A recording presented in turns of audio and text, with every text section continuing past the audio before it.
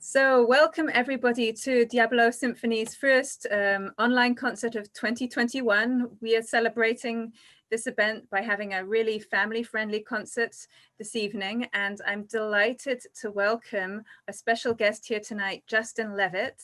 Welcome, Justin. Hello, thanks for having me. Justin may be a familiar figure to many of you in the Walnut Creek area. He's a wonderful composer, pianist, and you may well have seen him in his Steinway store downtown as well. So all-round supporter of the arts and artist.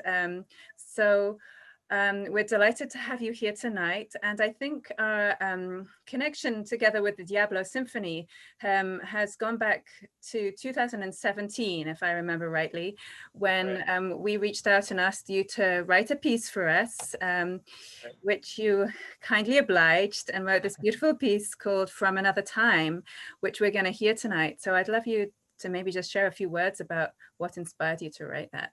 Yeah. First of all, thanks again for your kind words and having me. From Another Time, the title came because it felt like a piece of music or a story that would have been written a long time ago. And it just felt to me as I was writing the melody that it just reminded me of Russia, and it reminded me of a cold winter, and it reminded me of just much more of an older story the music was trying to tell me. And your family is originally from Russia, right? Yeah, on my father's side, my ancestors go back there. So I felt a little bit of that sneaking into the music, and it was really cool. And it was my first big orchestra project. It was the first time I wrote for everything. So the learning process and the experience of sitting in the middle of your orchestra and listening to you guys rehearse it and perform it and I can't even tell you the feeling that I had, but I'm so excited to be doing it again, and I can't wait. Yeah, well, we're excited to share it with all of you tonight. It's a piece which is very nostalgic and dreamy, so you can get into this lovely dreamy mood before the excitement of some of the other pieces that come afterwards. Justin, the other thing I wanted to talk to you about tonight was another project that we've been working on since the lockdown. And this also involves a sort of special three-way connection between some of us artists in the Contra Costa area, because it also includes the Diablo Ballet.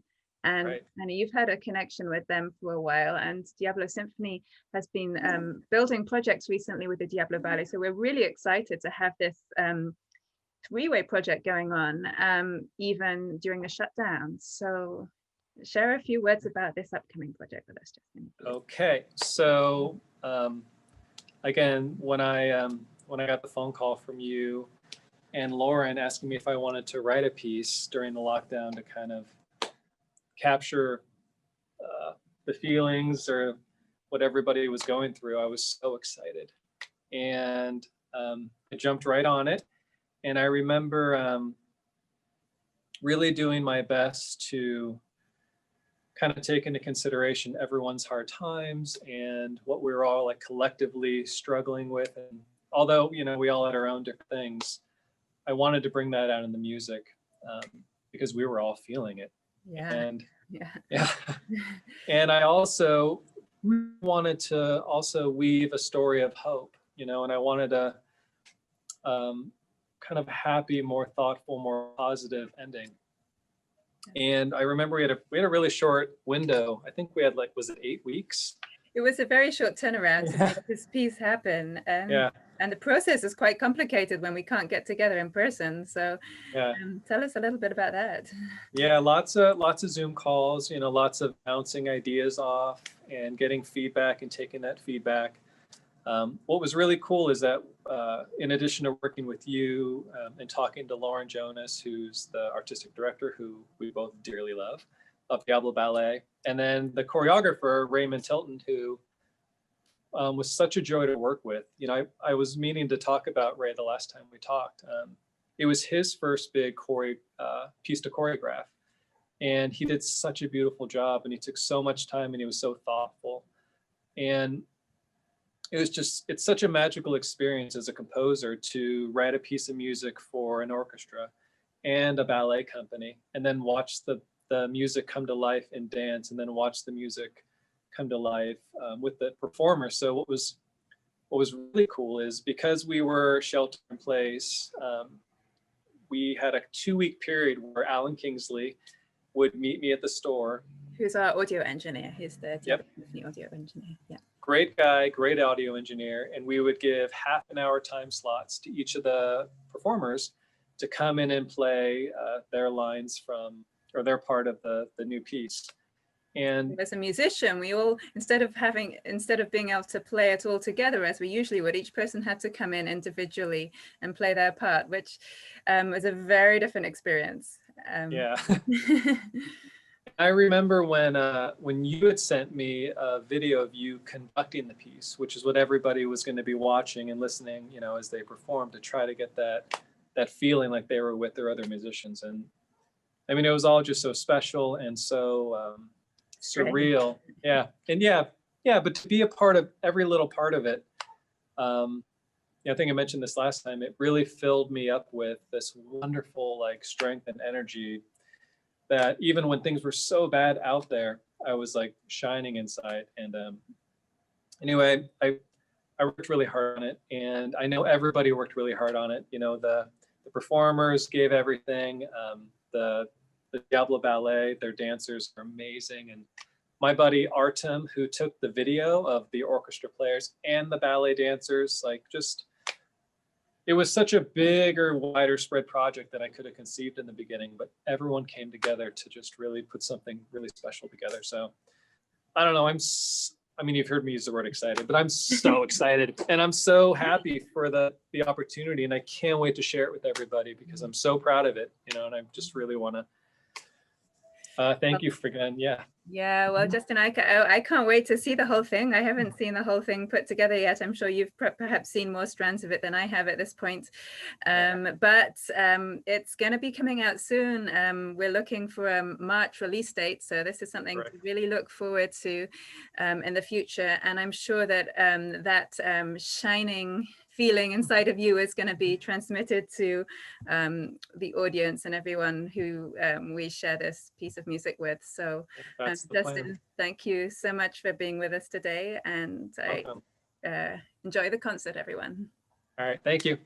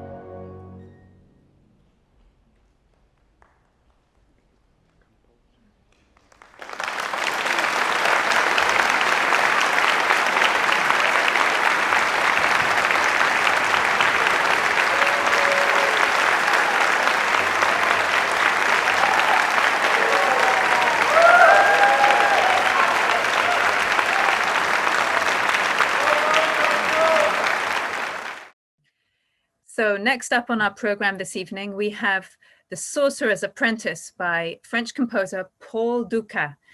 And some of you may be familiar with an older version of this story where Mickey Mouse is the apprentice or student of the sorcerer or magician. So it's a piece of music which has a story, and it's about a student magician or a sorcerer's apprentice who is apprenticed to a very strict and severe magician who is teaching him all the spells in good order. However, the apprentice is very curious and always wants to try things that are a little bit beyond his reach. And one day he has an opportunity to test out what his powers really might be. The sorcerer goes out on a journey for the day, and he instructs his apprentice to fill up this great big cauldron full of water. So that means that the apprentice has to spend the whole day going to the well with buckets and filling them with water and carrying these heavy buckets of water back to put in the cauldron. So once the sorcerer leaves, the apprentice thinks that it would be a much better idea to try and find a spell which will make the brooms that are lying in the corner of the room do this work for him. So he flicks through the great big book of spells belonging to the sorcerer, and he finds what he thinks is just a spell. So at the beginning of the piece of music, you'll hear this gentle, rather magical music of the sorcerer himself. And then later on, you hear flashes of color from the orchestra, which is the apprentice putting the spell on the brooms. Turns out that the spell starts to work. And you hear from the bassoon section these little sounds.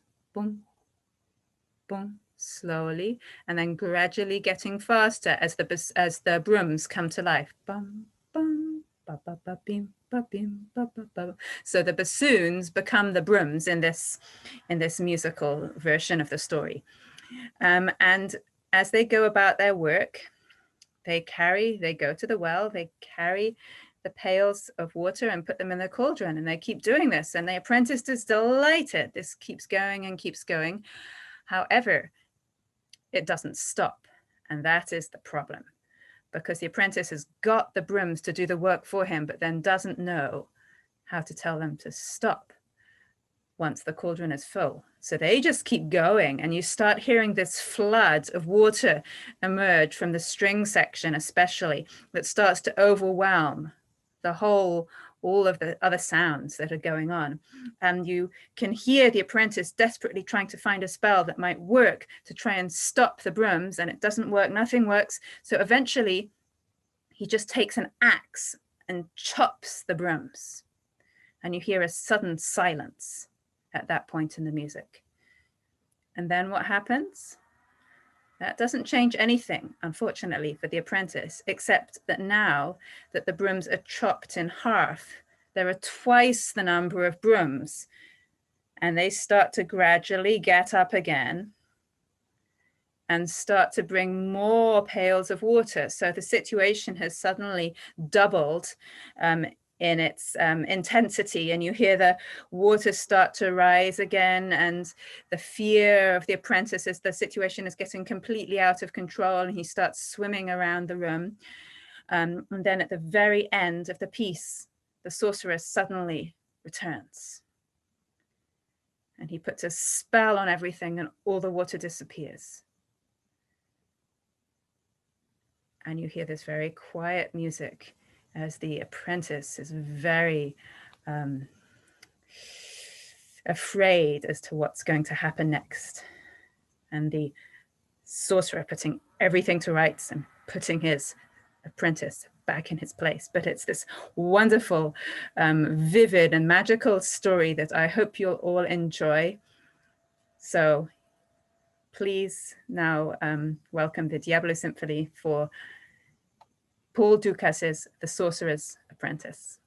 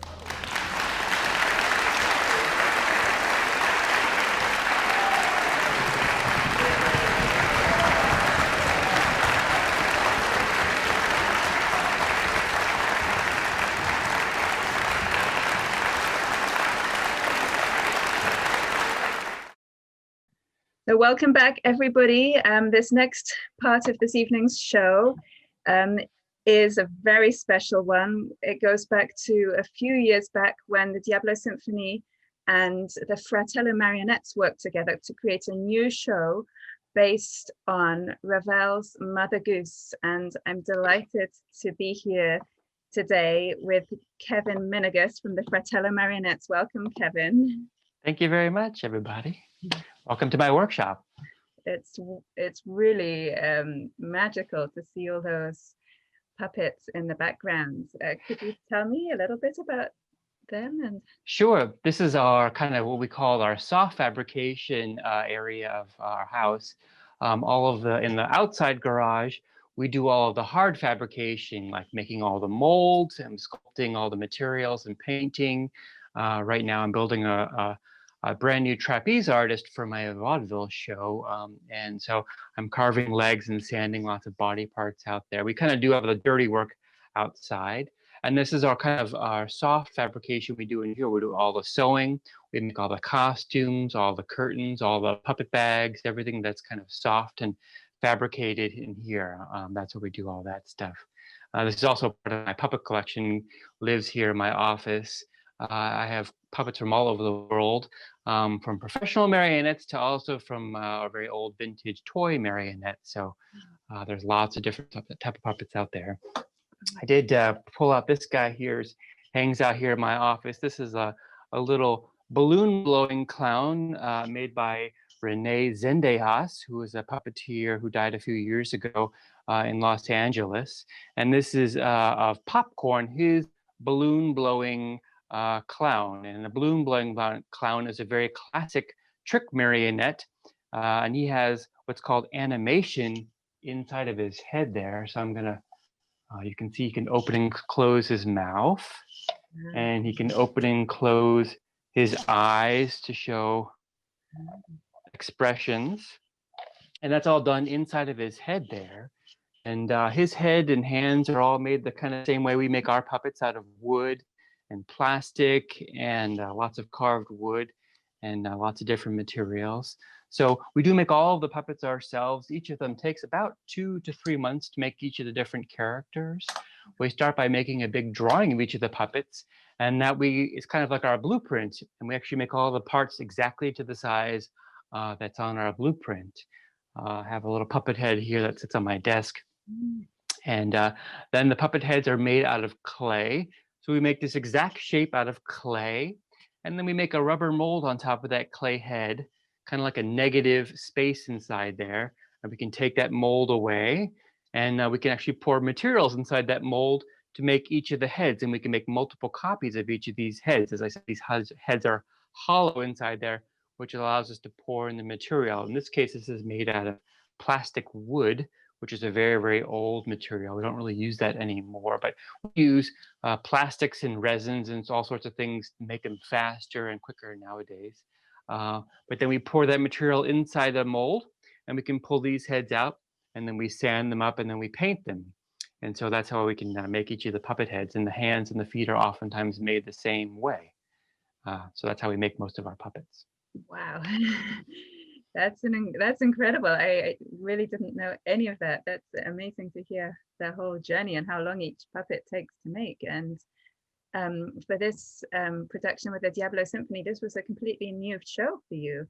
That was the production of Mother Goose took us about a year to develop, to figure out what we were going to do in the production, because we were also using it as one of our symphonic collaborations, and we have several in our repertoire. We have Peter and the Wolf and Carnival of the Animals, and we also do lots of our selections from our variety shows, like we do Halloween things and holiday things during Christmas. And so this was along those same lines as our symphonic collaborations with the Mother Goose Suite. And we've also done it as the piano pieces as well with the Stanford Symphony. So we've kind of done both versions, the orchestral version and the piano version.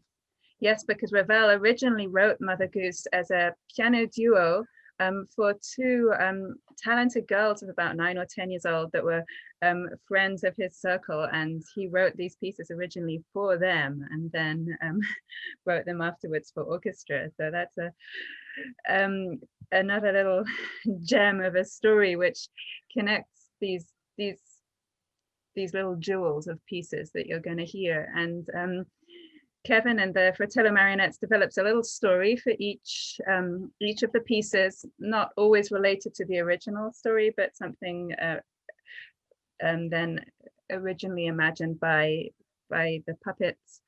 How many puppets were involved in this? Can you remember? In this production, I think there's probably about 15 or 18 puppets. Some of the smaller ones, like the three little mice, are kind of smaller characters. But a lot of what we try to do in our regular productions, as well as what we did with the symphony version, is doing storytelling non-verbally, because we work on a lot of different audiences all over different states. And so we do a lot of storytelling, like our Carnival of the Animals show, just done with music without any words at all. So it's kind of important to us to have the very strong visual element, so that we don't have to have an English story that goes along with it. So that takes a long time to kind of develop each of the characters we want to do in the show, for sure. Right, so it's a whole art of mime that's going along with it, and how you can tell a whole story or a whole situation just with a small gesture. Yes, absolutely. And when we build a new show, especially like Mother Goose, in this production that you'll see, we actually make the entire, when we're kind of developing it, we make the entire thing out of cardboard. And that way we can just mess around with things, move things around, cut things up, make them bigger, smaller, put puppets in certain places, because you'll see how the puppets are hung during the production, that you can't see the puppets normally behind a stage where we could kind of hide our things. But in this production, we wanted to have them being out in front, so you could see them out in the open, but also being hidden before and after each of our puppets are being used. So we had to figure out ways of, specifically, actually, I know this is very getting technical, the string length and the string height of the puppets, so that when you walk into the audience, you don't see them from backstage at all. So we think about all of those things before we build any of the puppets. And now we're working on the script and and all the different characters. We can actually know what they have to do before we have to build them. So it's kind of important to think about all of the steps before just building the puppets. Everything's planned out in advance, actually starting to build them. Wow. Absolutely. Yeah. Could you, just as an example, maybe give us one or two of the storylines behind the Mother Goose that we're about to watch? Yes, when we were kind of working on the version that you'll see, the traditional kind of Mother Goose characters were not really used in the symphonic version. So we wanted to kind of do the kind of classic stories that you'll hear, and those kind of classic characters like Humpty Dumpty and the Hickory Dickory Dock and Mother Goose herself, and which I think like Little Bo Peep and certain things like that, which are actually very common Mother Goose stories. We kind of want to incorporate it into the musical stories instead of just having these rigid, movements that we had to follow. Yeah. Well, I think it's going to be a joyous experience to see this, even though it's online. You'll see we have some nice close-up shots where you can see how beautifully crafted all the puppets are and how they interact and tell a story through the music and through the gestures. And so Kevin, I want to thank you so much for being with me here, and looking forward to the show. Thank you so much for having me. I thank you. Welcome to my workshop, and we hope to see you at the next performance. Thanks again, everybody.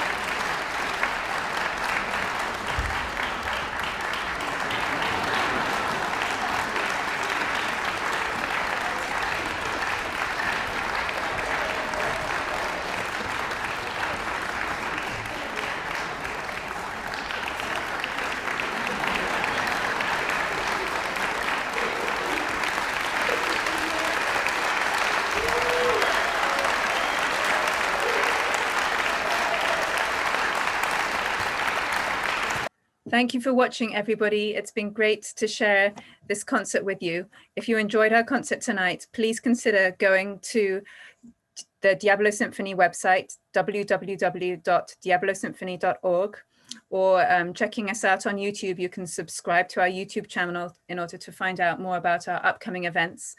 And you can also go to our website to make a donation to the orchestra. Thanks again. Thanks for watching, and see you next time.